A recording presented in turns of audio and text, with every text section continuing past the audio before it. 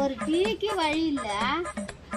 பக்கத்து வீட்டுக்காரி பாட்டில் போட்டுட்டு டீ பச்சிலாம் வாங்கி சாப்பிட்றாளாம். ஒரு டீக்கு வழி இல்லாத உட்காந்துருக்காரு. பிள்ளைக்கு ஒரு பால் வாங்குறீங்க. அவன் ஒரு நாளைக்கு 10 பாட்டில் குடிக்கிறான். இந்த பண்ணடை என் வீட்டுல இருக்கிற பண்ணடை ஒரு பாட்டில் குடிக்குது. ஒரு பாட்டில் 10 ரூபா. ஒரு 4-5 பாட்டில் குடிச்சா கூட ஒரு பால் வாங்கி ஒரு டீ போட்டு குடிக்கிறான். ஒரு செலவு காசு ஒரு நாளைக்கு ஒரு பாட்டில்.